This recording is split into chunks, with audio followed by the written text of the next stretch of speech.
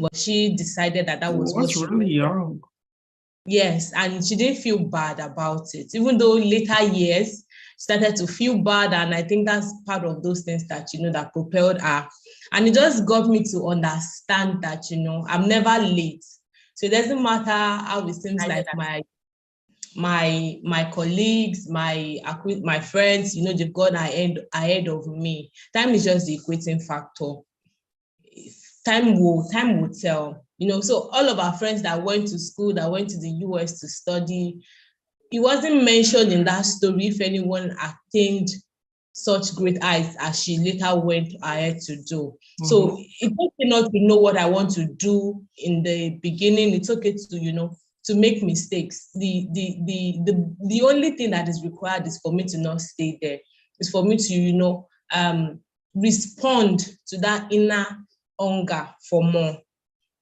And what another thing that also drew out for me is that, when you have that inner hunger, the way they say the universe speaks, the universe speaks to us, and it speaks to us in terms of the hunger that we feel inside of us. An opportunity was actually going to open up in the future. So it was just like, I'm sure she must not have been the only woman that felt that hunger, that equity at that time. She chose to respond to it, and she didn't just respond to it, she responded to it timely. So she was it just happened that, they said time and chance happens to them all. She was just there, she was ready, she was prepared for when the opportunity came. And that's because she responded to that urging immediately. Wow. She may not have taken action immediately, but she responded to it, started to ponder, what do I have to do, what can I do? And that led her to being at that job, getting that promotion, and then finally to the ministry. So if there's anything that I take away, anytime I feel that hunger, is universe telling me something is going to happen. Are you interested? Okay, so if you're interested, start putting in the work. Yeah, and let me tell you what what you just said is there's a scripture that's bringing into my mind. And for those of you who don't know, I'm a Christian, and the Bible is my faith book, if you like. And when many times when Christians are like, oh my God, what's universe? And I thought about it. When Jesus came out of the baptism, when he came out of that water, what did the voice from heaven say? Who remembers? Can you just give me a snippet of what the voice said? This is my beloved son. In whom I am well pleased. Listen to him. What should listen to him? I think he was talking to the people around. Hear ye him. If it's only those people, then he should not be our Lord and Savior now. So could it be a nature? Everything should respond to him. Is that taking him, putting him?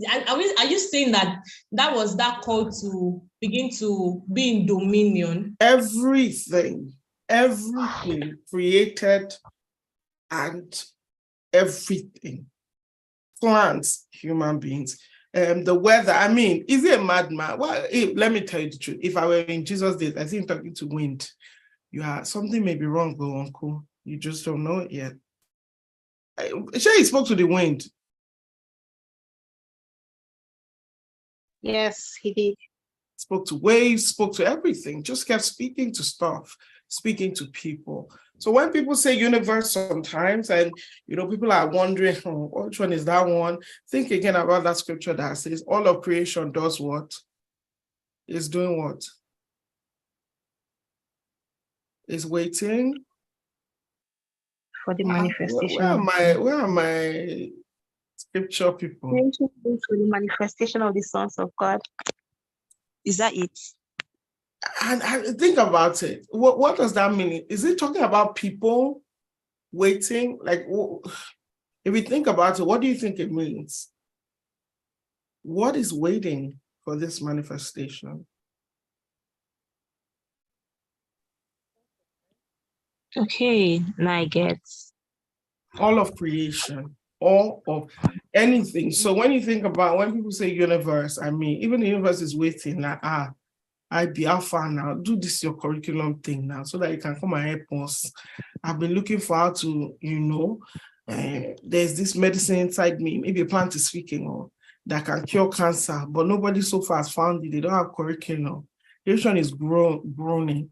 Creation wants to fulfill its purpose, but who will unlock the code in it? Right. So when I say the universe will hear and all. Those are the things I consider the universe. So if you're afraid just now, like, hey, when they say, when they say universe, which one is all this? Don't be afraid, okay? Tell your neighbor, say, don't be afraid. Don't be afraid. I got you. I got you. We're going to be okay. Okay.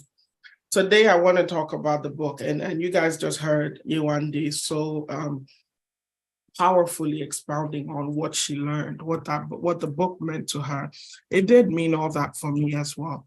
I finished that book in the space of 2 days because of just how much, it burned my heart, just how much possibility. Tell me one word when you hear Ellen Johnson Sirleaf, even if you haven't.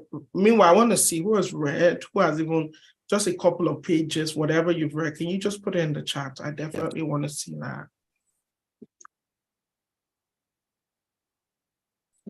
I definitely want to see that.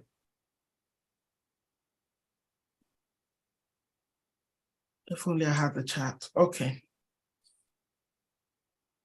Put up your hand. I think I can see hand, but I may not be able to see chat. Okay, let me see chat. Okay, I see it now. Okay, leadership. Fearless, awesome, courageous. Just a couple of pages. Yes, that's enough. Resilience, strong, true. Okay. So this is the memoir of a remarkable life. They didn't say remarkable leader because when a leader is first born, when a leader is answering the call, it does not look like what you would call leadership because they're finding their voice. They are going through the situations and the challenges, making the mistakes that will make them into a tremendous leader. They're doing all of those things. But something remarkable happened when she was born, and somebody came to her bed, see her mom, who remembered what the person said by her bedside, and they saw the baby. This child will be great. And the woman she had born before, so it's not like, God help me, let me speak good English. The woman had given birth to kids before, right? But when it's like, this one is different. This child will be great. And what breaks my heart, the reason for the Leading Lady Mentoring Program and all of these things is because there's so many children that were meant to be great. They were born for greatness. But along the way, they have not picked up the mantle of leadership, just like what Omotodolapo was sharing. That is why it is important to read this book. If you haven't read this book, I want to adjure you to do it.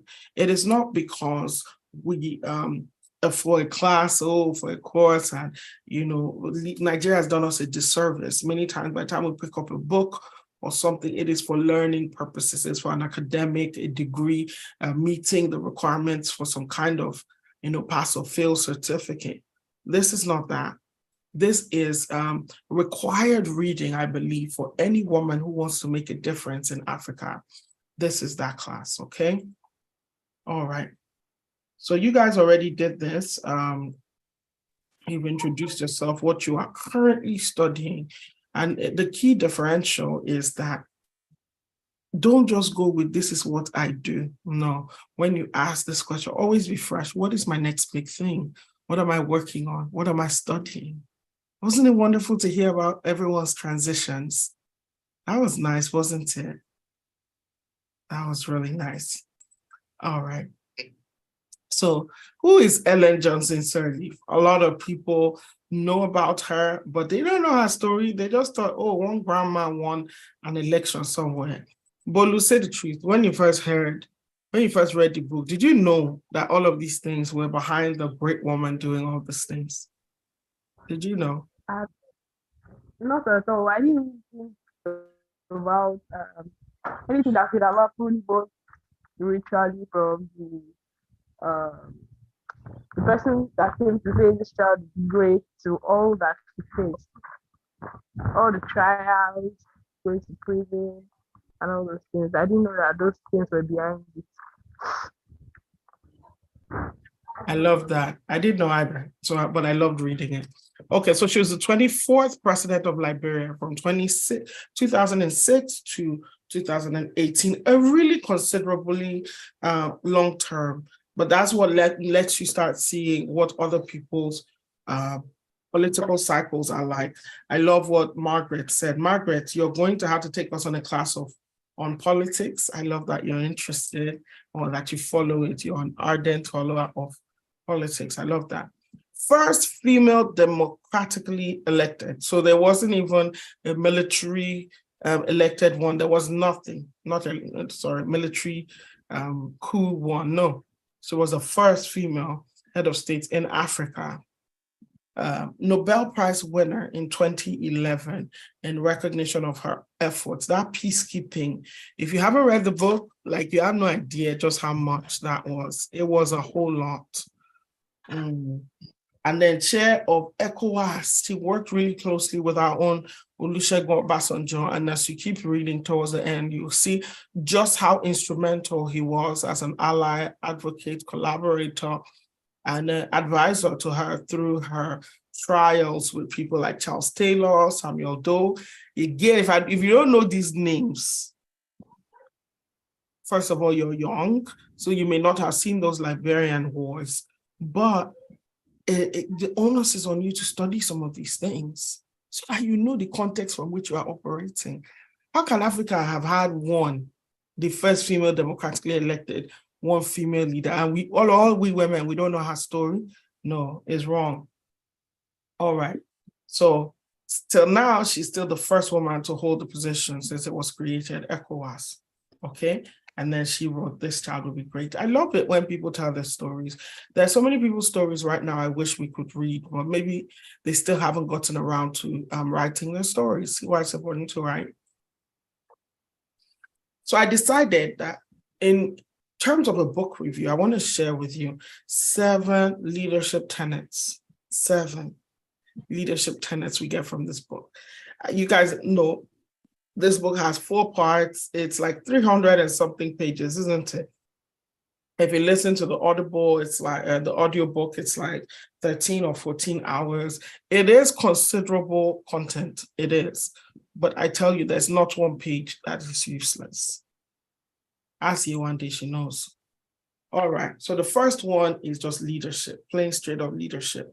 And I decided I was going to take quotes from the story, from the book. First one is, leadership is not about being in charge. It is about taking care of those in your charge. If you have read this book, I want to hear from you which one part you saw Ellen Johnson Sirleaf really taking care of others. If you've read this book, I want to know. She spoke about the difference between leadership and management. And isn't it curious that you would see someone like Ellen Johnson Sirleaf, and she was really skilled in management, but in the outworking of her life, she was a leader. So real briefly, let me tell you about her life. She was born to relatively socially upwardly mobile dad who would have been a Speaker of the House, but he had a stroke and eventually they lost everything and eventually he died. So they were more or less in poverty. And then I think her grandma was of mixed race because of people who used to come into the country. That's why if you notice, she's a little light-skinned. But anyway, in the course of her growing up, she got married at 17 years old. By the time she was 21, she was pregnant with her 4th child. So this is a woman who hadn't gone to university. If you had just looked at her when she was 21, you'd be like, no, now this one, you know, some of you want to do your master's abroad, or you probably have even done it by the time you're 21. But this one, no, she was still doing all of that. And then she decided, you know what, this life, there's more to this life than being in this house, just dragging all these 4 children. And she decided to go to school at that age. And she went to America and did schooling. Well, herself and her husband, they had some issues. Her husband was more of the violent kind, and she eventually left him. How many people would be able to do that? So she did eventually leave him. And then from that degree that she got, she started working in the Ministry of Finance. and just really doing like desk level job. But every time they would ask something, she would set herself as the key person that everybody would ask. She would put up her hand to do presentations that meant so much for the organization. She would do all these things. And that's how people started realizing that there may be something in this woman. And then she went to World Bank. Somebody tapped her and like, okay, World Bank is having a partnership with Liberia. Do you want to be a part of it? And so on and so forth. Yet, while she was in this role, sometimes she would criticize the government. Now, criticizing a democratic government is one thing, but criticizing people who went to seize power, and Nigeria, they would do like a bloodless coup. In Liberia, they would massacre everybody who was on seat. The president, his wife, his children, the cabinet, everybody. Those were the people she would criticize. She was jailed severally. She will be called in to make a change. They wanted to use her to do corruption. They wanted so many things, she would leave the country for a while, then she would come back, then she would be in jail. Then one fraudulent person will want her on his side and she would say, no, this woman it's not like she had where to go. She didn't have it.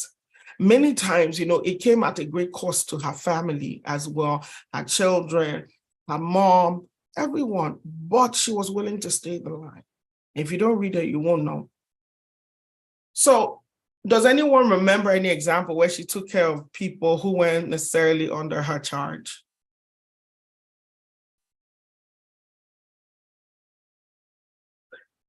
Okay, I will say one. Do you remember when she was in jail? Or Bolu? Okay, carry on, Bolu.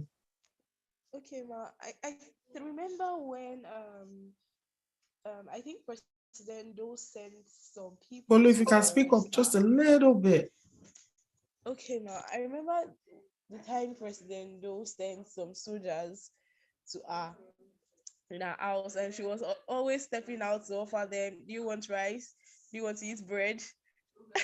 Then at the point, the soldiers shouted at her and said, no, they didn't send us to come and arrest you to take you to jail. That was before she went to jail. That was in her house. But that time, I think she had mixed feeling because many times she wasn't scared. That was one thing that surprised me. She wasn't scared, but she really wanted to know what was happening. And so she kept on stepping out to ask them, would you eat rice? Would you eat bread? So basically what Bolu is talking about is people who had her under house arrest. She didn't know at any point in time, if these people who just appeared on my doorstep, are they here to kill me? Are they here to, she had no idea. And this time around, they had seized her passport, everything. Like, you're not going anywhere, just stay here. You're under house arrest. They will decide what to do with you. And then she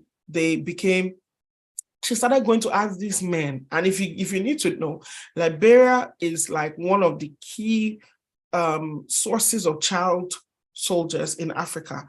Not only did Liberia create child soldiers, Liberia also instigated the creation or the birthing of child soldiers in other countries as well. So they were dangerous, they were reckless, they were brutal. Those were the people that she was going to speak to kindly, asking them if they've eaten. People that say that you should not move, if not, they'll deal with you. You're asking like a mom. There was a time she was in jail and she was busy keeping the rest of the other prisoners in high spirits, singing with them. Leadership is not about being in charge. Many times, some of you here, you may think you're not leaders because you don't have a title. I mean, Omoto Dolapo is the head of the Foursquare, all the teenagers in Nigeria. She has title now. That's why she's doing what she's doing. Not necessarily, because I bet you in her camp, I think she has leaders as well who don't have the title, but they're just as effective. It's about taking care of those in your charge. All right, so the difference between leadership and management, you can see it here. Management, you're really talking resources. Even people, sometimes you can manage as resources. Okay, one day you're supposed to be there by 12 noon. These are your tasks and deliverables. Those things are all management. But leadership, my goodness, there has to be inspiration. There has to be empowerment to even do beyond your prescriptions. And that's what this woman did. So the strategies for building resilience and perseverance in your own life and leadership journey. Now, the importance of that is that effective leadership can have a positive impact. Positive is just saying, we don't really have the words, but in terms of just the impact, is all good. Leadership is all good. Well, leadership can be all good because it takes also a leader to get people to commit genocide, because you are inspiring people to commit something evil. You're empowering them by giving all of them cutlasses and all, and telling them to go kill people, like in Burundi and Rwanda. You see what I mean now? So, but in this case, you definitely want to build that leadership. Okay. So can you put in the chat for me, what does leadership mean to you? Because that was just one short comment, right? There's a lot of what leadership is. But what does leadership mean to you?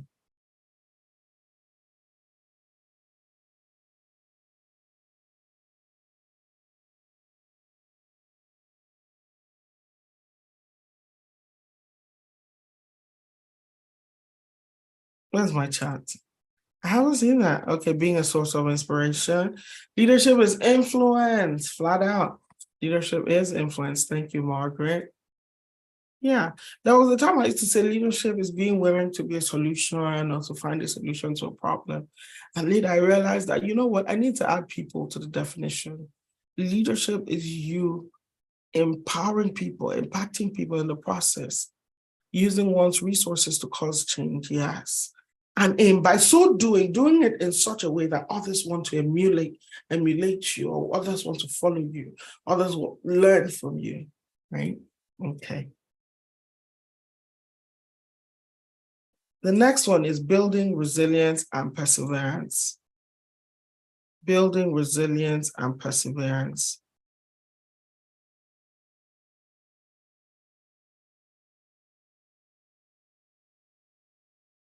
Okay.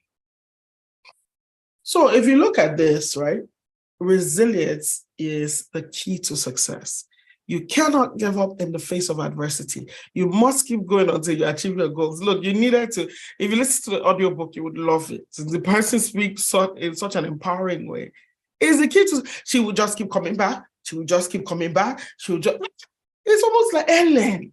World Bank even said, come, let us remove you from Liberia so that they don't kill you. We have a good job for you. We have everything for you. No, she will still be trying to go to that court. Remember when she was in Kenya and she thought she had put everything behind her? She was now working with Citibank. Yet she was still going back on the G into the forest to go and meet the guerrillas so that they could fight, something bad. That was mind-blowing, man. You must keep going until you achieve your goals. So her upbringing in Liberia, the lessons that she learned about hard work, persistence and perseverance. Can someone share for me tell me something she learned about hard work, persistence, and perseverance? Can someone share that with me?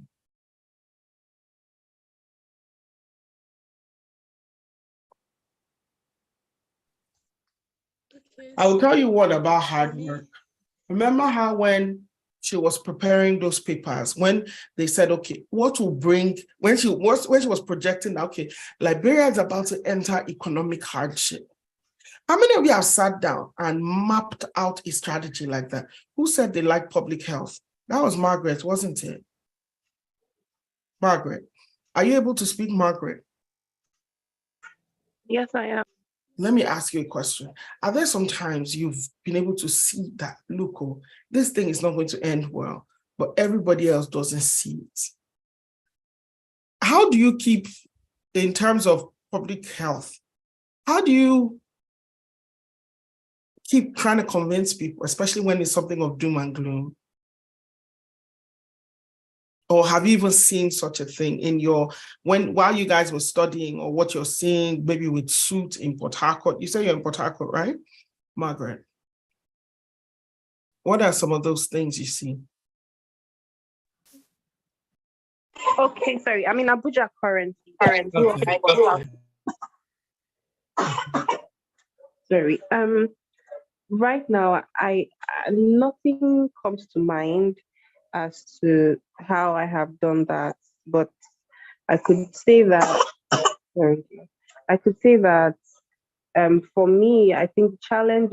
Yes, I think I oftentimes see the problem and possible solutions, but sometimes, more times, I think um, I am often inclined towards identifying the problems. The solutions aren't always as easy to identify. I guess because it takes more work, and maybe I haven't put in as much work as is needed to get the solutions out. That's what I'm thinking. Yeah. So she went to, so a lot of times you can see public health people saying, hey, there's monkeypox, so there's this, so this can lead to this, so, or you see people all over CNN and everywhere, and they're trying to talk about, oh, a recession is coming, and you think, oh, this thing is just hue and cry. Not necessarily. It's not hue and cry. It's real. Like, it's so real. You see that? So yeah, that's definitely something I want you to remember. Okay. So developing a growth mindset, let me, Anu. Okay. And that's something I've already kind of asked her. But let me use, I used the hard work one. So that was what she did. She came up with a whole case study of how Liberia is going to get super expensive. They pursued her. They told her nobody needs bad news. Stop sharing this with government, all sorts of things. But she still persevered. She still persevered till she got it right. So developing a growth mindset. And let me tell you something else she did. She sought a mentor. How many of you remember that man that was really helping her put her things into thoughts? That was her World Bank mentor. When she says, look, this is what's happening, and no, he will say, okay, this is how you should present it. This is how you should speak. That was mind-blowing. So building that resilience and perseverance. If this person does not listen, she'll take it to the director. If the director does not listen, she'll look for a way to take it to the president. Was the kind of person she wants. So if you're doing this kind of life, first of all, her own life, she was practicing self-care. When she saw that, okay, she couldn't be in this marriage anymore, she left because it was violent, and she herself had started becoming someone that she didn't recognize, developing a growth mindset. She became that person that she was like, okay, I will just keep going, and I will use everything I have to look for a way to explain that, look, this thing can't work, okay? Love that. So could you share a personal story of a time when you had to persevere through a difficult situation? And because of time, maybe I will not ask you guys to share, but I want you to think about it, reflect on it, and you can put it in the chat. But my gosh, this woman had difficulty in her life. There was a time she was in jail for, was it 8 months or so? And she was like, for that, her youngest son found it so hard to relate with her afterwards. So it was like she sacrificed being her mom and being a champion of freedom. Do you see that?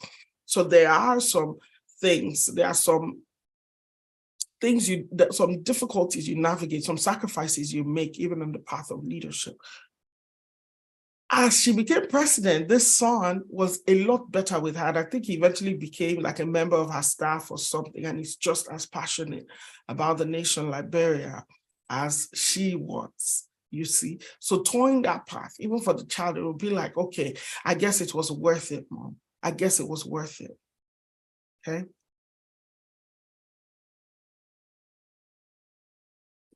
All right, this was a key one for me. Empowering others to take action. Empowering others to take action. Remember, we talked about leadership. Just first of all, the essence of leadership. These are the tenets that she had. The second one was building perseverance and resilience. And this third one was empowering others to take action. The best leaders are those who empower others to become leaders. And these are really short quotes. If you start reading inside, there was a lot. If you look at her experiences as an activist and politician and how she empowered others to take action. How many of you remember the election campaign and how she rallied the women? And somebody shares something to do with how she empowered others. One day is like, it's you I'll be calling you. Pharmacist Taiwo, just because I like,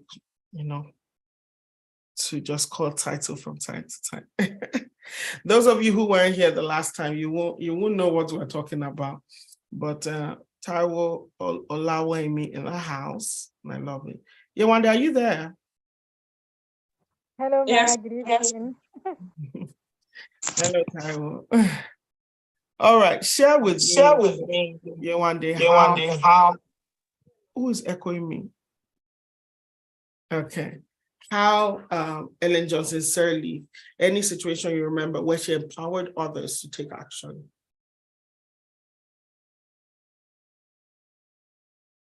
Yewande is only remembering how she empowered her.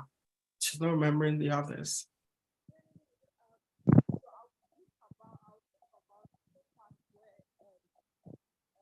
There, Yewande.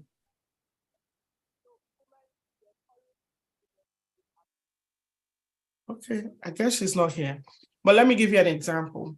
There was a time, right, where the rebel forces were being really crazy, taking the children away to make them become child soldiers and stuff. And Ellen started a campaign with mothers in the village to recognize that Charles Taylor is not good for the nation. That was a huge deal. When she was campaigning to be president and, George Weah had money, other people had these things, and they were trying to paint her as Black, she said, can mothers not lead a nation? This is how she rallied. Can mothers not lead a nation? Those mothers in their communities, they became such advocates for her. When they were going to overthrow Samuel Doe, and who was the Charles? I'm trying to remember the name of the man that was before Charles Taylor when he wanted to leave the government. She said, look, go ahead and leave. This guy has gone beyond the bounds of his agreement and started sourcing for funds internationally. She organized Liberian people in America and they started raising funds so that they could give to these people so they could withstand the bad government. That is how you empower others to act. You empower people to take action. When she became president, I remember people were against the policewoman and, I've read 2 of her books now, just in case one of these stories is not in this book. She empowered these women to change the whole city. When people were first complaining, these women, no, she stood beside them. That was the kind of activist she was. When they would arrest somebody, she would join to write. She would tell people, when they were trying to jail her that time, she had that fist raised up. Do you guys remember that fist? Who remembers that part of the story? Yes, my Juma. Tell us about the fist.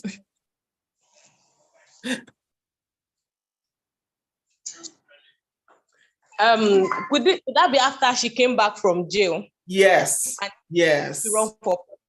When she came back from jail and she was coming out, even before she was going, she had this whole resistance stance. Of course, she knew that the government, the jury was a sham jury. They were like a banana republic. They were just getting people anyhow. But she wanted to raise something in people to be like, look, you guys can change things. And she would raise her hand like this. People now started being empowered by that. So that by the time she was removed from jail, the newspapers had her like this. People started doing it. And ultimately, that's what led to the first overthrow. Even though the democracy had to stabilize, because first of all, the bad people would come in. And no, that was just great. She would form coalitions. Okay, if it does not work out here, she would say, okay, who can I partner with? Just relentless. It was amazing. She formed coalitions, she collaborated with others. She never did any of that thing by one. She would organize a meeting. Let's discuss. And it's reminding me a little of Wangari Maathai's book. That was what happened with Wangari Maathai as well. When she was, Wangari would really lead people, say, let's form a partnership, form a coalition. That was what this woman did. Women are naturally people gatherers. Women know how to organize. The same way a woman will organize for Mary Kay beauty makeup is the same way she can organize to change the nation. It's the same way she can organize to make policy. Do you see that? So how can you empower others? Like you as a leading lady, you can develop strong communication skills. She was a master communicator. But I love to say that she wasn't it's not that she had the gift of the garbage alone and could just spin, all sorts of things. No, she knew how to collect the facts that you needed and give it to people. Strong communication skills, practicing active listening, providing opportunities for growth and development. She would organize people and be training them. When she was in America, when she was in Abidjan. Yeah. One day said she knew how to talk, when to talk and be quiet. And let me tell you, one of the bad things that happened was that some of the things that she faced were things that were life and death. We're not just talking now about, it would have been. No, they were life and death things. Those were the things she faced. Okay. Can someone take this? Can you share an example of a time when you felt empowered by another woman? I want to hear.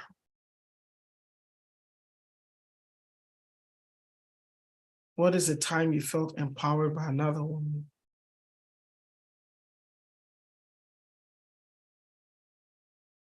Especially those of you in your respective fields.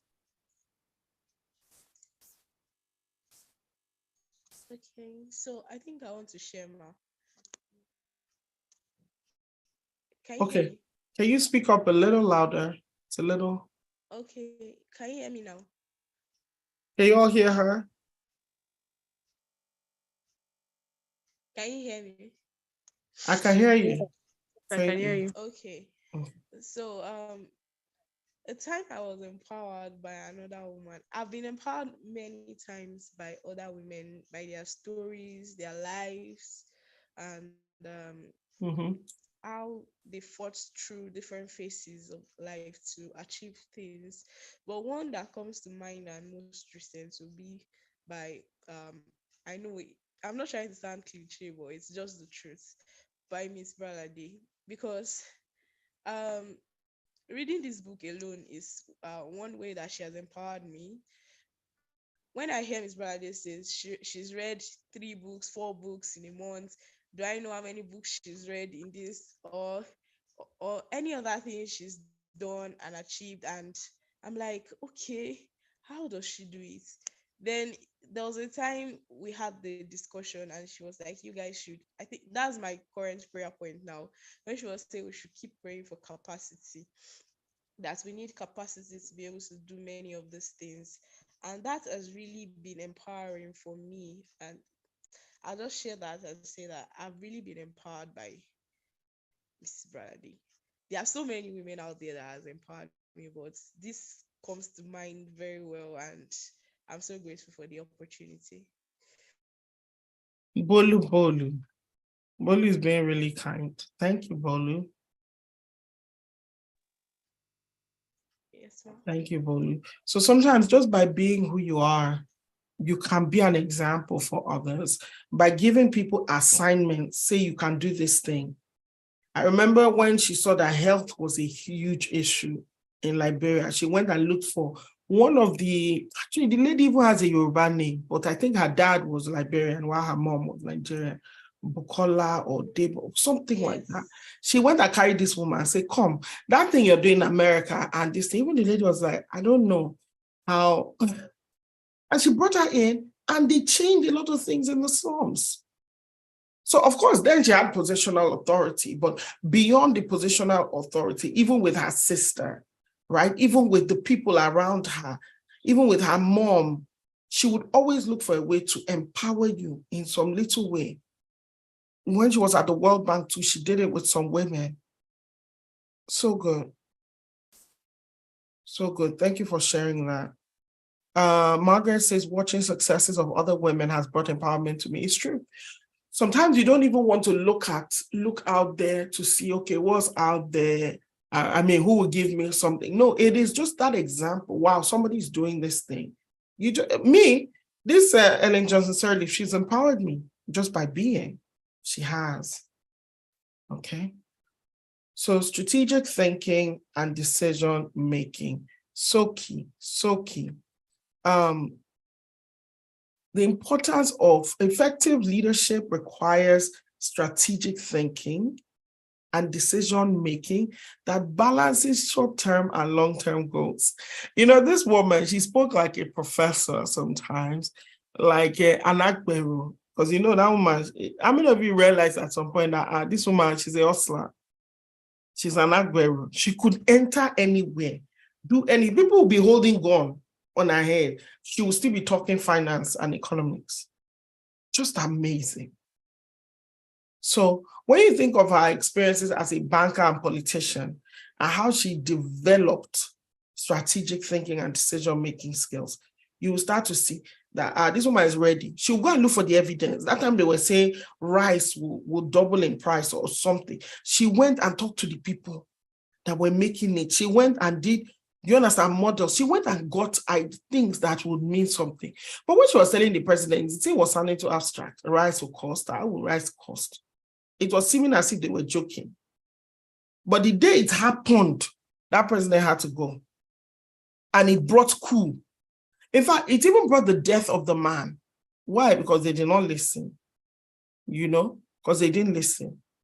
So she brought out a lot of that strategy. Look at when they had the problem of Charles Taylor. Where would they take him to? She flew to Nigeria, talked with Olusegun Obasanjo, talked with him, convinced him. How can we do?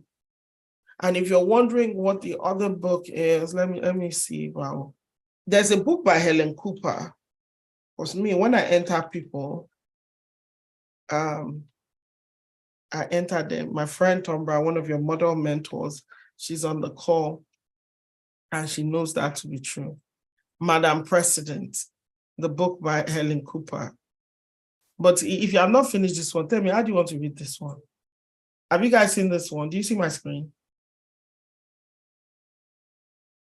Yes, ma'am. Have you seen this one? You have not seen it. Okay, this one goes into her first few years as president. And you know, in This Child Will Be Great, she kind of stopped around the presidency. That's the difference. That's the difference. Okay, so as banker and politician, saving other African nations, you know, some of that work that she was doing, making money available to them. Okay, look at what she did with World Bank. How many of you remember the World Bank story? You one day you must have seen that when you first started working in the bank. Okay, by then you hadn't started working. Because it was hard that Nigeria copied to get that Paris debt forgiven. How many of you remember the Paris Club debt? I do, ma'am. Okay. Omotodolapo is young. She don't know what we're talking about. When did Nigeria have debt? Why? Where? Where were we when the IB2 does not know about Nigeria's debt? Okay. Did you see how many of you read about how she got that money? She had to talk to, I think they had to lobby like 100 people. In different nations of the world. She will travel. She will tell this person to talk to this person, to talk to this person. She will get this person this kind of drink. She will get this person this kind of thing, just to make sure that Liberia was not crippled by economic depression. Because if Liberia were crippled, even after she became president, they would have gone back to military rule, which is more or less like guerrilla rule. There was a time that Liberia had two governments. One was in the forest, one was in the main place. If Russia comes, Russia will deal with this government who say they are president. If America comes, America will deal with this one. That was how useless that democracy was. It was just a free-for-all. So they were already about to devolve into that place before she went to look for, how do we forgive this debt? We didn't collect it. This debt was never supposed to be collected. The reason we're owing this money is because you people give useless people who call themselves president, you give them our future. You gave them all the money. Now we've been paying, but we can never see the end of this debt because every day the interest keep mounting and mounting and mounting. Anyway, carry on and on and on, she spoke. What now happened? One now said that if this other person forgives their own debts, of course, there was a lot of debt among so many people. But one of the major ones said, if these other people forgive the debt, this one will forgive. Then this one asked, if the other people forgive, they will forgive. It was so treacherous. And they got it by just a hair's breadth. If you have time, I think just go ahead and Google how Liberia, had its debt forgiven. Look at some of those and you will see strategic thinking. You will see decision-making that it was miraculous. Because I don't know who else would have been president without her unique set of skills. And this is why you have to sit down and ask yourself, what skills do I bring to the table? What skills do I bring? Because you bring there something that nobody else has. If Margaret becomes a president, the chances of something like COVID or another kind of virus debilitating the structure of the nation is much lower. If Yewande becomes president, the issue of poverty will probably be a thing of the past because she will look for how to open avenues for entrepreneurs or for people to be trained to be entrepreneurs, to learn to manage their monies and make more money. And by so doing, bring more taxes back. Everything you bring. If IB becomes president, the curriculum, the education curriculum is changing forever for the better, bringing us into not even just this century we're in, but propelling us into the next one. That is the kind of thing you bring to the table. That's what Ellen Johnson Sirleaf brought to the table that nobody else could have come with. You see that? So how do you practice this? How do you develop this in your life? The number one is you have to practice critical thinking. Anu is here, right? Anu, can you please share what I always tell some of the things I've mentioned about thinking to you so that the other ladies know?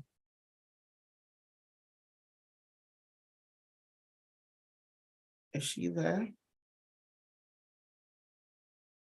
Critical thinking, the ability to question a matter, no matter how widely accepted or no matter how widely condemned, the ability to consider a matter, to consider the back, the front, the up, the under, see the merits of the arguments, see the demerits of the arguments. That's critical thinking. Anu Oluwapo, are you there? If you're speaking, you're still muted. So there's this thing called intellectual humility. Somebody put it in the chat, please. Intellectual humility. Intellectual humility. It is this ability to question a matter so that your brain can be more robust. Everything can't just be, yes, it is. No, it isn't. No, you are a lot more multifaceted than it. So that's the first thing you do with strategy, because no strategy comes out and it's like, oh, this is the most wonderful strategy. No. It's just applicable to different audiences, different tasks, different projects at any given time. Seeking out diverse perspectives. Everybody in your life thinks the exact same way. It can't work. It can't work that everybody in your life thinks the exact same way. One moment.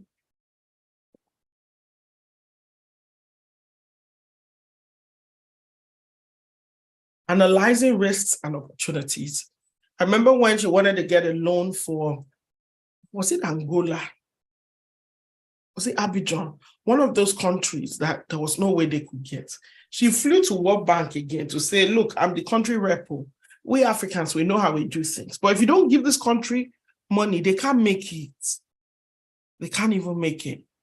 And those were the things she brought in there. So analyzing risks and opportunities. If you know you want to make money, it is the onus is on you to make sure that this country stays, this country is prosperous, so that it can also then produce for you. Those were some of the things she was telling these people. All right. It's almost, I feel like we discussed this when we started. Did we not? But I'd like to hear somebody reiterate something here. Can you share a personal or professional decision you have recently made and what factors influence your decision? I know, IB, you got something even from our last mentoring session. And I know you spoke about how you're volunteering with the education outfit. Can you share a little bit for us? What kind of decision did you make? And what influenced your decision? By the way, I'm proud of IB because one of the considerations she didn't make in this case was money. And when I say was money, it doesn't mean she won't be paid, but money didn't really necessarily play a factor. Or before money will play a factor, it has time. What people will call time would have gone, but not for her. All right, IB, go ahead. Okay. Can you see the question? I almost said praise the Lord.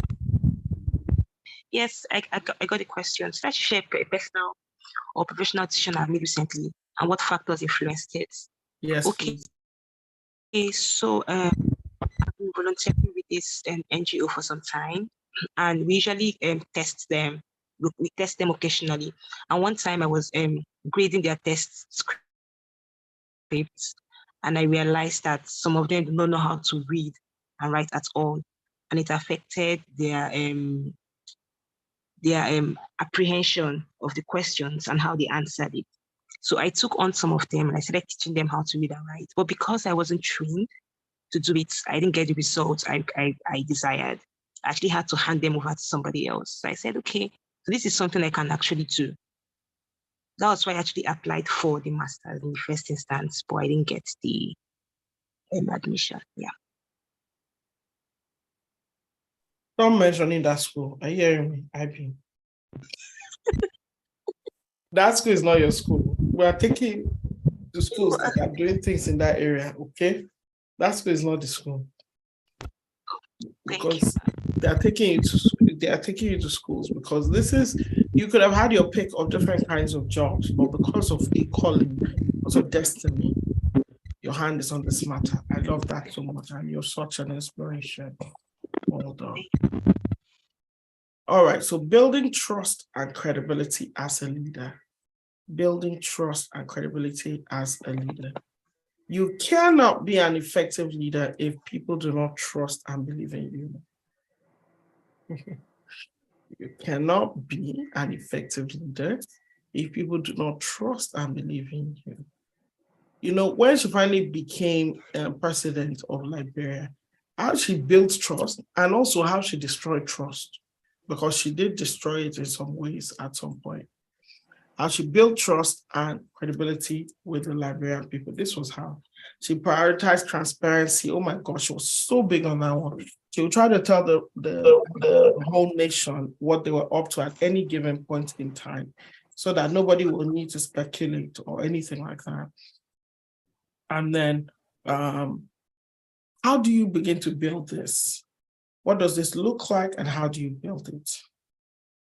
You be honest and transparent. Look, transparency is one of the hardest things for me. I'm typically an honest person, but when it comes to transparency, that means be vulnerable, share, even information they need, information they don't need, or they don't even know that they need. Share. As a leader, maybe because of my cultural context, I don't want to give my own leader bad news.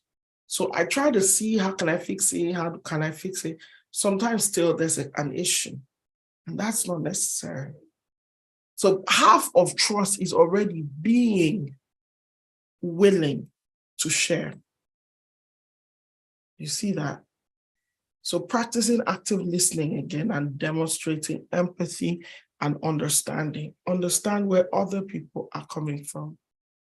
I remember when she won George Ware, one of the things she was saying was, he's a fine gentleman. She didn't try to attack him or anything. He's a fine gentleman. I just know that you want experience. And of course, she started talking about herself. But that trust and credibility, like the fact that this woman does not deny what she indeed carries, that was mind-blowing. That was mind-blowing. Ma, please, can I contribute to what you said, ma'am. Okay. Yeah, okay. So because Liberia had a lot of mistrust between the different counties, there was a lot of another thing that she did to build trust was she had an inclusive government. So the way Buhari said, I'm for everybody, I'm not for nobody. Put that into action. So you know that. So it's not. I'm not coming here to say I'm for this person. Everybody. She involved everybody in the government, including our opponents and the parties that were the segments of society that were the minority. She ensured she included everybody in our government. Wow, so true. You know, before she came in, any government that comes in, they will promote their people. They really increase, their people's mobility. It's like how you have a Yoruba president or an Igbo president or a Hausa, and they will keep pushing down people up. No, she made sure that she was transparent. She gave everybody spots. Also, one time, the election they did was really questionable and fake. So she was standing as a senator, but she said she will not accept the post because even though she won as a protest to say, hey, this whole election day was rigged. And oh my God, there was so much pressure. Even America put pressure on her because they were like, just accept this thing, let's move on. Why are we still here? Just the same way a lot of people are telling Peter Obi right now, just accept it, let's move on. Is it you're moving on? Is it you're moving on? No, they didn't want to move like that, so they stayed. Mm-hmm.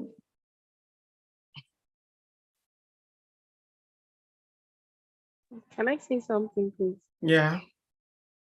Okay. I want to speak about the way she, though she wrote about it in her book. So I'm guessing, of course, it's a memoir.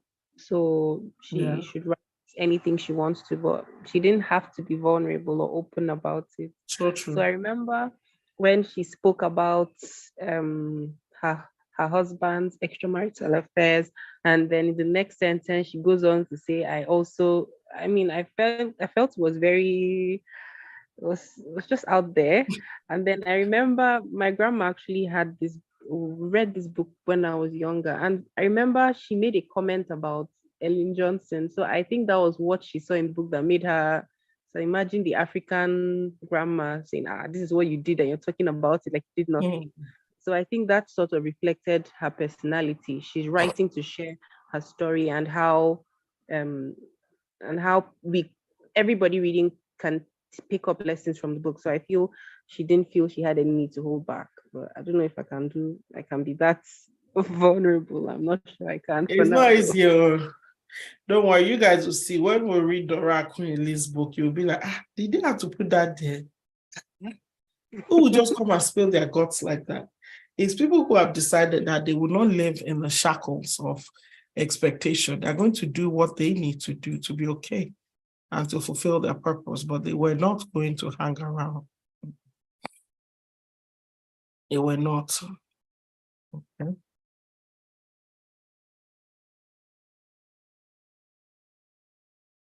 All right. So the next one is communicating effectively and empathetically. Communicating effectively and empathetically.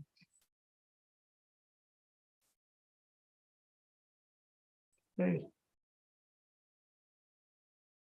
All right. So checking on my screen here. So communication is the most important skill of any leader. The most important skill of any leader. That woman talked. That woman talked to students. She talked to children. Another room. Can you shut my door, please? Thank you. Kids. Okay. It was the most important skill as far as she was concerned. And she talked. She talked to soldiers. She talked to presidents. She talked to women in the villages. She talked to child soldiers. She talked to everybody. And when she's talking to you in that moment, when she stopped the whole presidential convoy to speak to a small family, they felt like they were on top of the world. Like, who is this person? Does she know us? Does she understand us? How come she's speaking our language? like they would say about the Lagos and gubernatorial candidate or previous one. They would say, follow who know. Who remembers that? Follow who know what? Road. Roads, yes. Hello, Lord. You didn't know it, eh? Okay, we're all learning then. Follow no road. Okay. So this was a woman who focused on speaking clearly. You see, be that person that your team can trust you to represent them anywhere. They just be like, oh, please come and speak for us, because they know that if you handle that mic, you will comport yourself well. You will comport yourself well. She focused on speaking clearly and concisely. You don't need to say 10 sentences when you could have said 3. See that? Using language that resonated with her audience. When she went to where her kinsmen is, she would speak some native. When she went to America, she would speak what they understood, and so on and so forth. And she was always demonstrating empathy and understanding. When she was with those child soldiers, I think she made a plea as a mother or something. You know, that was remarkable. So what should you do? Practice active listening again. You know, in the previous one, we had seen it. Seeking out feedback. Focusing on clarity. Are you in the right direction? What message are you trying to pass across? Focusing on that. And simplicity in communication. Focus on that as well. Okay. How many of you have done the Crucial Conversations course? If any of you has done it, can you let me know? Crucial Conversations course. I have, ma'am. Can you share an example of a time when you had to communicate a difficult message to someone?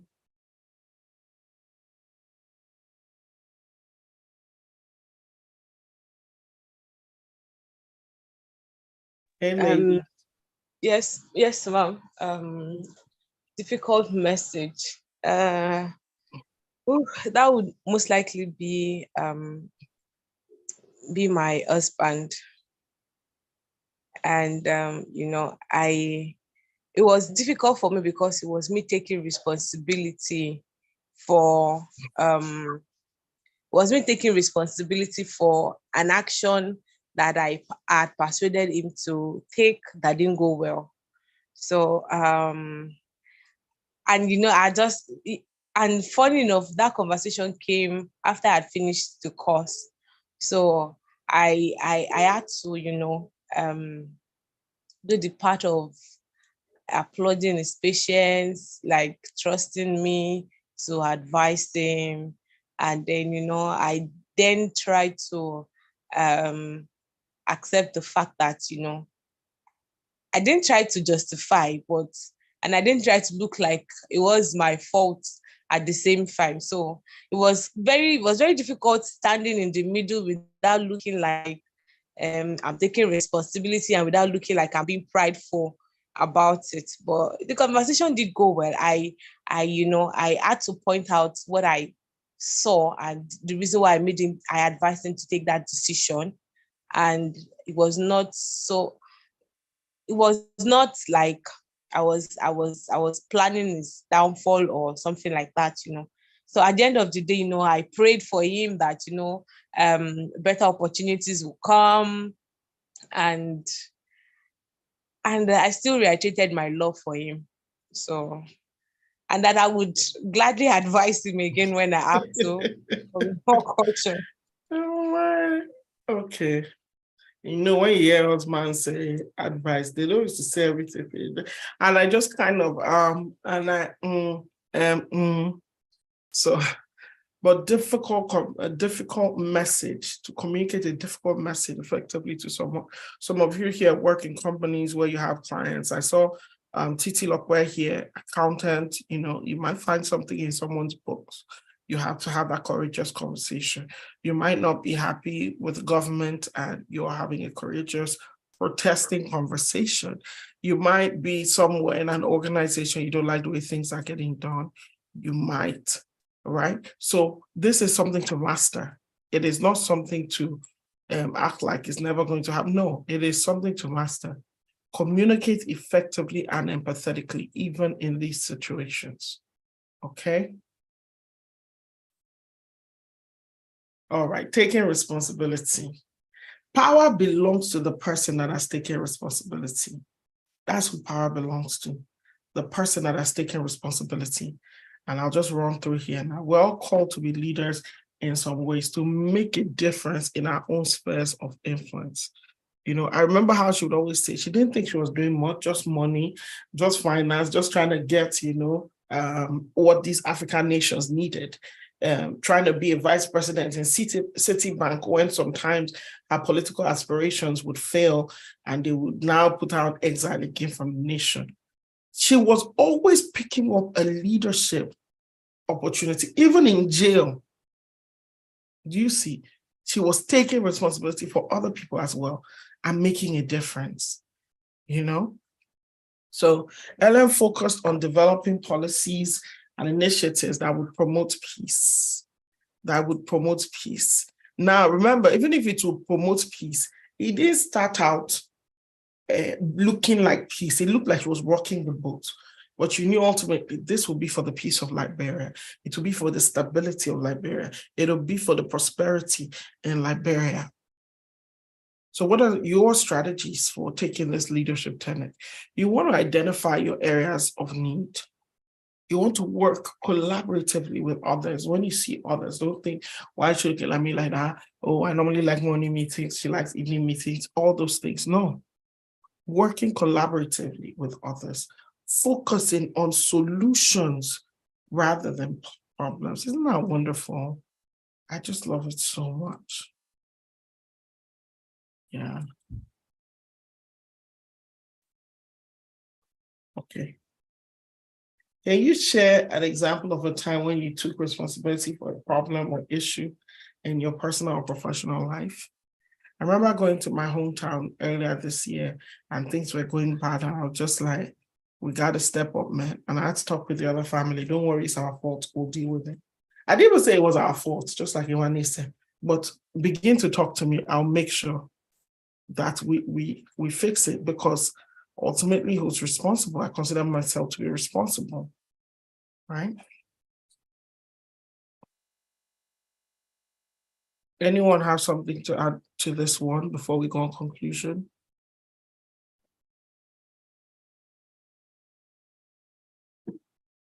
So this is something I want you to go and reflect on. Take responsibility for yourself. You know, one of our major tenets is own your power. Own your power. We talk about it a whole lot. Own your power. What did we speak about today? We spoke about number one, leadership. Just as a way of being, as a mindset, as a paradigm. I'm a leader, I'm a leader, I'm a leader. I can't shake it. I don't need to have people reporting to me to know it. I don't need to have a team of teams, all sorts of things. I may never need to, but I know that I'm a leader inside. Do you know that for yourself? Number two, building resilience and perseverance. Nobody will achieve anything of any worth except they have been tried, except they have shown some resilience, except they've persevered through something that they wish could have changed, but they endured to the end. That's what perseverance means. Number three, empowering others to take action. If you have leadership, you've built all these things within, yet you are not empowering others. There's a part of you that there's still going to be a gap, because that's where that food is supposed to come from. Ooh, so you got to empower others to take action. Empower others to take action. Number four, strategic thinking and decision making. Nobody wants somebody to just say, oh, I empower you, but I don't know what the problems are. I don't want to make any decision or anything. No, we are leaders. We make decisions on behalf of our organizations. We make decisions. So that's not something you can shy of. You can't say, oh, push it to the next office, push it to the next office. No, you have to make a decision at some point, at the right point, you make the call. Number five, building trust and credibility. Trust is a currency. Goodwill is a currency. If people know who you are, somebody said it that they were working in a bank maybe 20 years ago or so, and one customer knew them. And once he opened an investment company, the customer brought all their money. It's like, why are you trusting me this way? Is it all you from 20 years ago? They just believe that even though it was 20 years ago, the trust lasted that long. The trust really lasted that long. So they were never asking, oh, where's the issue? No.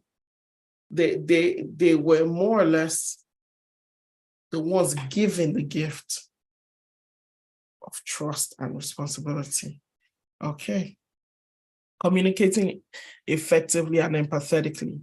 Nobody wants to know how much you know. They don't want to hear you say. They don't want anyone else to say. They want to arrive there through the trust that they built in you or you built in them. That's how they want to see. They want proofs. They want to see story after story, example after example of how you build trust and credibility. Okay. I mean, how you communicate effectively and empathetically. All right, the final one, taking responsibility and making a difference. Nothing will change except the day we arise. The Bible says, and village life ceased till Deborah arose. So you, my sister, you, my friend, you have to arise. You have to stand up and take up and say, count me among, I'm part of the responsibility and I'll be part of the solution so that I can make a difference everywhere. Okay? Well, that's all I got for now. And did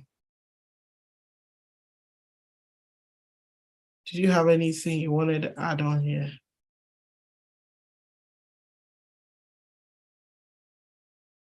From those of you who read the book, especially, what would you say?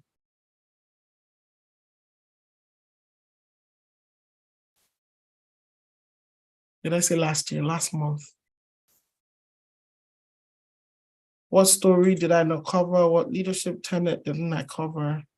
And what are you hoping, like, this is one I could have learned more? Okay, so I would also talk about, our election campaign. She made use of what she had. Not that she had so much money to spend, but she chose to go for she chose to still try to match their how would I put it? Okay, so she didn't have money like they had, but she also acknowledged the fact that she had to spend money. So when she didn't have the money, she leveraged the relationships. So the guy that was the campaign advisor, that was a Liberian that didn't want to come, that guy was very pivotal in her winning the election, as well as the other guy that was the one that was working, creating the polls and doing all of that. So she acknowledged that she didn't have the money, and she had listening ears. She believed she didn't. Those that knew it. The guy told her, don't do this, don't do that. She didn't do it. The guy actually looked at the flaws from the campaign of others and used it as a strength for her own campaign. Like, she listened to the guy, and and because she listened, she was able to do so much. She was able to do so much, go into places that the others couldn't go to. So so even without our money, we can still try and do some of those things, and believe that God will take it up for them, because God really did. And that was the part where she was pouring down flyers from the helicopters. That was like the way it came, that was like, I think she said that signaled hope from God to the people. They saw it as God saying, okay, so now it's time. This is, I don't know if you understand what I'm trying to say. She said, as they were pointing down the flyers, he hung in trees, people were catching it, and it was like they looking up to God for hope, and it was raining stars down to them. So when she saw that other people had a ton of money than her in the election, but she had nobody carried this nation the way she carried it in her heart, really. But when she saw that, what did this young lady do? Well, at that point, she was not young anymore. But basically, she went to the village. She went into, she got a helicopter, hired a helicopter, and they went to share the flyers in the places that boats and stuff couldn't go. And as they were dropping these flyers, some of you have seen, I think they did it in Nigeria one time. As they were dropping the flyers and all, some of the flyers hung on the tree. Now, they did not even bargain for that, but that's where strategic thinking comes in. Do you know that up to 4 days after they showered that thing, sometimes somebody jumping in their farming, what will fall on their body? It's the information about who to vote for. It looked like it was from the sky. That was one of the key pull-outs of her team. And they got a lot of votes. They definitely got a lot of votes to take them to the next level. And yeah. So interesting. Thank you for sharing that, Yewande.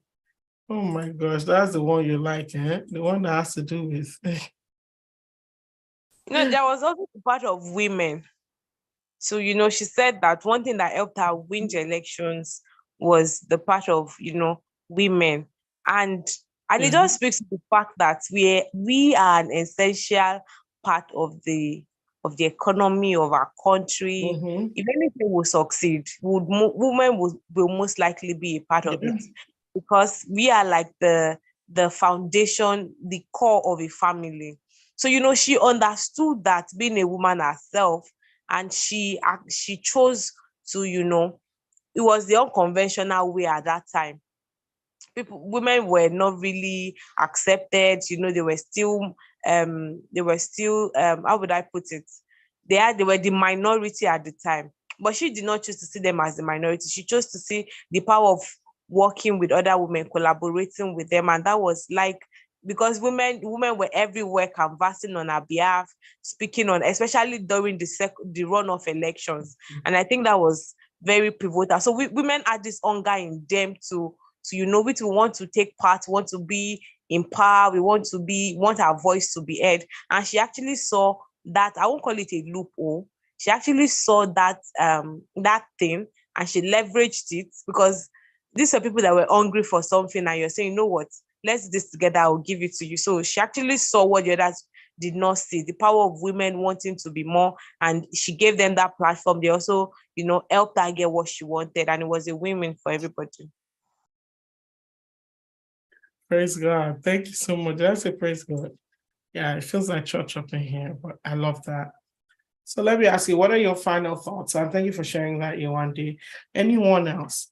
What are your final thoughts? We talked about what leadership is. We talked about this key takeaways. Well, the 7 key leadership tenets. Let me ask you, what are your key takeaways from this masterclass, from this session? I would say more of like a book study, right? Even though we studied it under this kind of framework.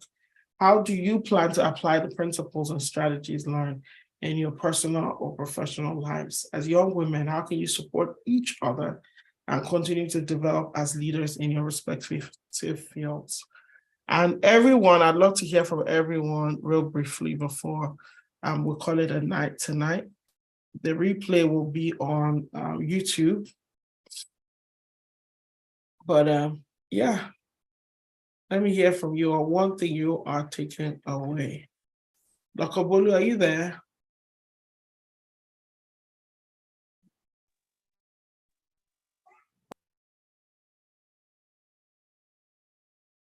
I'm hearing some screaming kids. But yeah, carry on, please. What is one thing that you have taken away from here today? And feel free to put it in the chat, okay?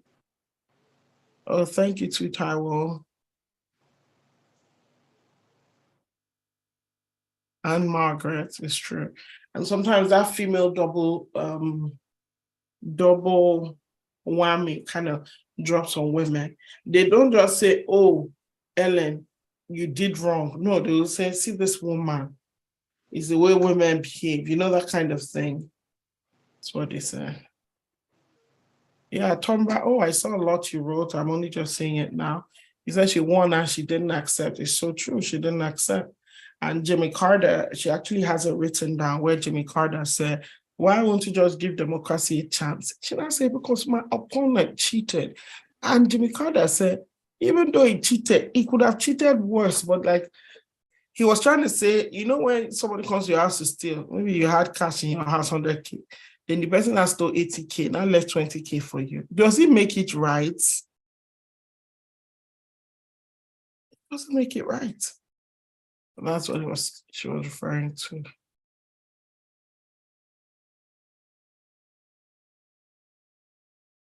All right. Okay, anyone else want to add something? Timmy T, are you in the house? Hello everyone. Sorry, my background noise.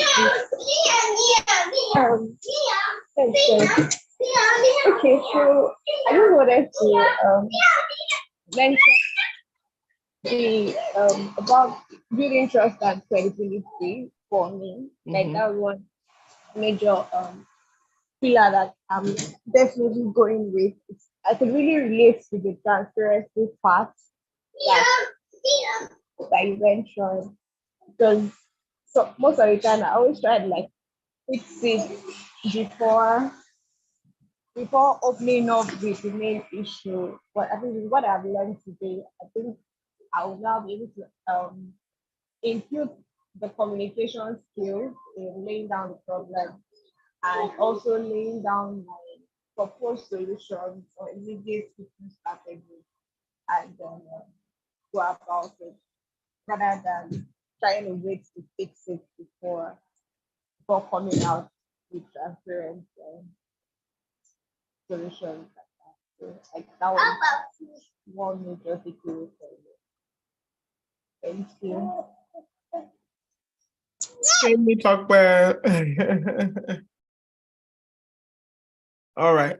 So I know for Yewande, this really stood out because, and if you read the review in the group, you will see it as well, because her area of expertise is finances, and it's finances with women, not just even in general. So she was asking me like, this kind of woman, is it possible to this and that? And I was like, but you see it in black and white, it's already written out. There were times that she was fired. And we're not speaking of some of her setbacks. There was a time she also was engaged in infidelity. Many people don't talk about adversity, failure. There was a time with her children, she wasn't doing the best things. There was a time she was supposed to be at work, but she was sneaking into the forest to go and see rebel leaders. There were many times that she also did something that was less than perfect. So don't count yourself out because you have this thing where you're like, but me, when it comes to this, I'm usually like this, or, you know. Yes, Oluwatosin, she did. Oluwatosin asking, did she eventually get to power? Yes, she did get to power. And it was not even easy, like at all. That's why this thing, I feel there should be more movies about these women. When you say Rosa Parks didn't stand up from a chair, Rosa Parks, so she didn't stand up. That's why today we keep mentioning Rosa Parks. She didn't stand up in the white section of the bus. Americans have revered her. They've talked about her. They've named things after her, streets, everything. Why? She was the first woman who refused to stand up in a segregated bus for a white person. But we have somebody who became a whole head of state, first female, jailed in 2 different regimes. And we don't want to do a movie about her. What are we doing? So these are the movies of the future. Watch out for them. If people don't do them, I will use my own hand and I will do them. That's a promise. You can take it to the bank. If people don't do that, we will do it. Okay. Any other?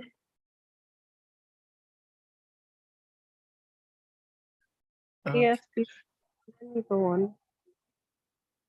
So my take home from the session has been that I have to just keep pressing forward. because looking at her story, yes, apart from the prophecy from that man that came to her mother's house when she was born, she was just living life. In fact, at a point, it even seemed like she was off, the track to what would consider greatness, but she just continued. So I think my take home from today is to never be too immersed into just, and then the 7 pillars that you shared with us this evening are very great points that we can stay around, just to identify areas where I need to improve in those key areas and just keep moving forward. 10 years, 15, 20 years from now, perhaps I'd have a book and I'll share my lessons with other people. So true. Remember, there was a place that when she finally said she was going to stand for election the last time, they were on a cruise. What happened? Who remembers that? They didn't support her. They were looking at her like she was mad. She could And not believe it that they did not support her. She said she had never felt out of place in her life like that day. So do you see, when you leave here, you want to go put some things in action, or even in your life, you've already seen it, and you're like, I can't believe that my spouse is not supportive, or my family is not supportive, or my friends. Nobody owes you craziness that's equal to yours. No. You have the vision, you have the character, you have the calling, you have the drive. They don't. Or at least it's not your prerogative to require it from them. It's their gift. If they have it, they give it to you. If they don't have it, they can't give it to you. They were not happy with her at all because there was a time she was jailed. Her whole family had to move out of Liberia. I mean, sisters, brothers, because I think there was a time even her son's wedding. It was her son's wedding. She had to leave that night. She had to leave under, like, they did the wedding that day. And that night she was leaving the country because of just how much treachery was there. And her son didn't even know. Was it that night the son married or the night before the son married? If you remember, let me know. But that was a huge sacrifice. And now she says she wants to stand for. Was that night. It was that night. Okay. And the night before the wedding, she left. She left the night before the wedding. If it's you, will you be happy with that kind of mother? But they wanted to kill her now. Will she stay there and die? And then after now, Liberia is about to be free. You now say you still want to go and stand for election. People will be like, can you just stay at home? So her family was initially not supportive. Eventually they came around, but they let her know this is your decision. You need to have enough backbone to carry your vision and your decisions by yourself. If you're a person of faith, with God, definitely. Maybe you can teach other people how to support you. But if they're against it, you leave them where they are. They have a right to their own opinions. They have a right to their opinions. Stopping is one thing, but if they are not stopping you, but they are not happy with it, you can't force them. I say, no, you must be happy with it. No, it's not by like that, right? So I love that, she shared that. I love the way she stopped smoking. I don't know if any of you heard how she stopped smoking. She used to smoke. She took up that bad habit from the US. And when she came back, her sister Jenny was a nurse. And one day Jenny said, this thing you are doing is not good. She now said, okay, let me smoke this one. After I smoke this one, I'll stop. Do you know that as she finished that cigarette, she never ever smoked again for decades? I don't even know how she did it. But that was the kind of caliber of person. Maybe you're here today. You have some little vices and you have some little things that really, really contend with the possibility of you moving ahead with vision, with leadership. I want to encourage you today to not let that stand in the way of you doing the things you've been called to do. Lady Tombra over here, she leads a community of impact makers, right? And when they talk about impact, you cannot wait till in this life you are all figured out, settled before you become. Yet, there are some little things that will really bother you on the journey. Drop them like hot coal. Drop them. I talk too much. I sleep too much. I lie sometimes. Do I need to keep lying? No. Why am I spending so much money if what I've been called to is this thing? Okay, should I stop that? Okay, this will be the last cigarette butt I smoke. Do like that. I'll be so proud of you. If you need to brag to someone, send me a DM, send me a message, be like, look what I got over this habit. I'll be so proud of you. Because no, let's not be carrying everything to be moving with us, even if it seems cool to some people. But if it's counterproductive, dangerous even, let it go. Let it go. Okay. All right. Thank you all so much for hanging out. We have a separate book for May. I'm going to make this one easily accessible. Let me tell you something. I didn't want to go for those easy books because I didn't want you guys to just be reading 7 Habits of Highly Successful People, right? I didn't want you guys to be reading books like that because they're already there. They are there in the market.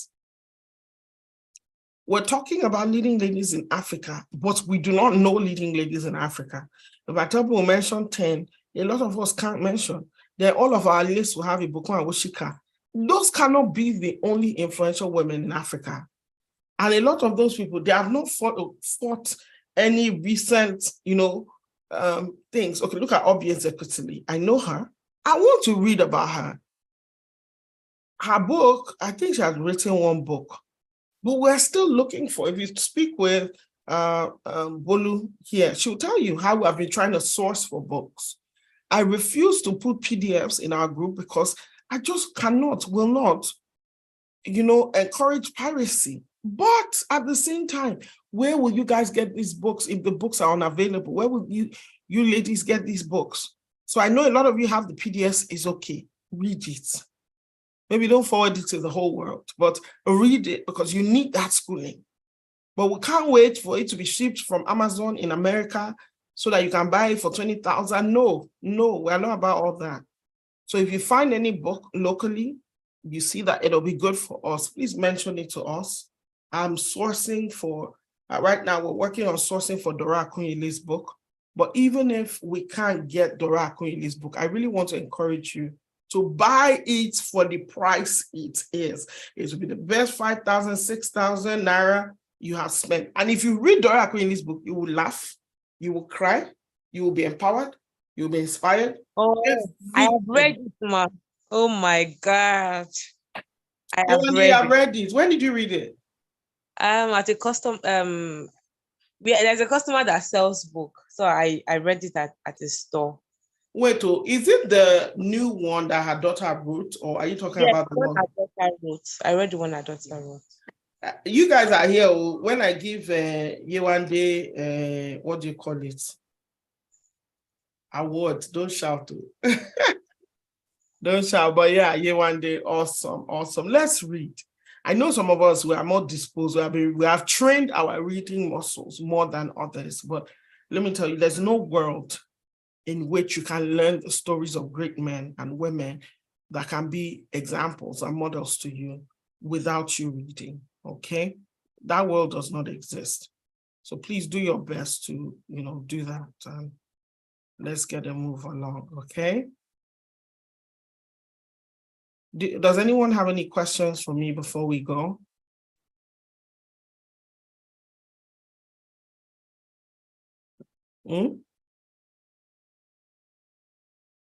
Awesome. Well, thank you all for spending your Sunday evening with me. I know it's pretty late, but I know you're going to be fine. All right. Have a wonderful rest of your day, and lovely to meet you all again. You all are such a delight, and I'm honored to know you. Ta-da. Have a great week. All right. Good night, ma. Bye. Good night. Good night. Thank you very much. Good night. Thank you, everyone.